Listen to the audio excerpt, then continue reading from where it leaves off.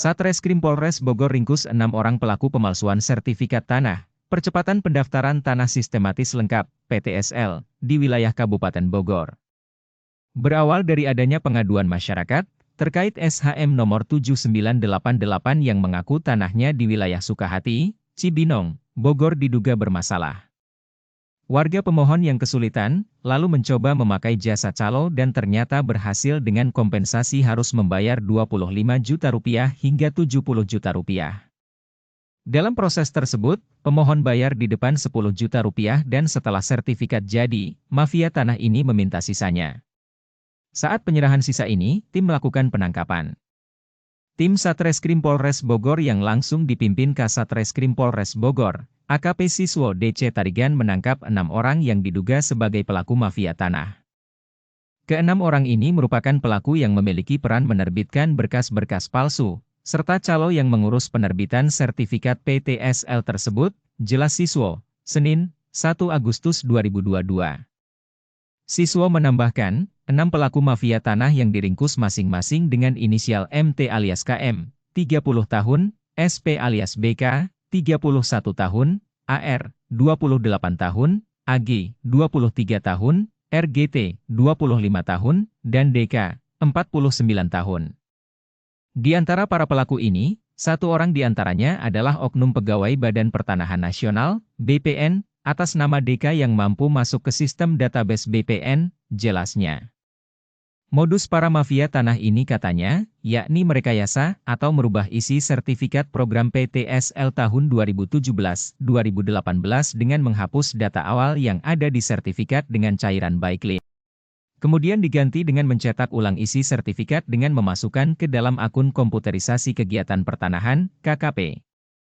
Saat dilakukan penggeledahan di rumah tersangka AR di Kampung Cikempong Kelurahan Pakansari, Kabupaten Bogor, ditemukan banyak dokumen sertifikat PTSL tahun 2017-2018, ungkapnya.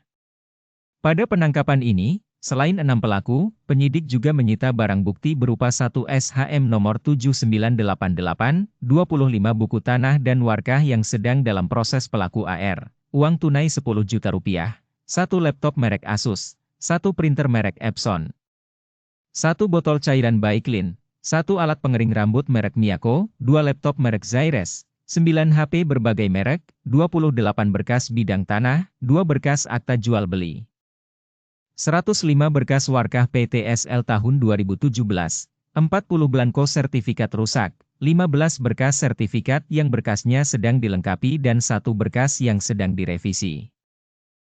Pelaku sudah beraksi sejak awal tahun 2022 dan sejauh ini polisi mencatat mereka sudah menerbitkan sebanyak 24 sertifikat palsu. Pelaku AR dan AG yang berperan dalam mencetak sertifikat lengkap dengan hasil ukur dan tanda tangan semua pejabat, baik tingkat desa hingga BPN yang dipalsukan, lalu merubah data kepemilikan sesuai dengan permintaan pemohon baru. Sertifikat itu asli. Yang palsu itu data dalam sertifikat. Jadi nama pemilik dan tanda tangan pejabat desa itu palsu. Pemohon ajukan di tahun 2022 namun sertifikat keluar tertera tahun 2017. Ini kejahatan, tegasnya.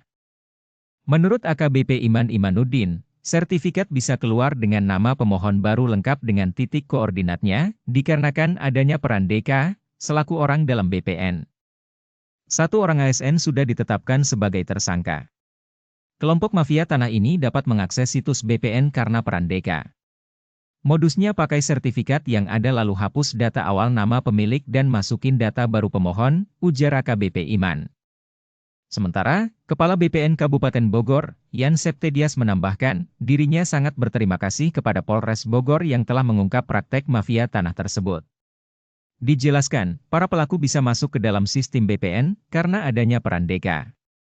Mencegah kejadian serupa, Dias akan mengamankan semua sistem internal, agar tidak ada lagi orang yang menyalahgunakan.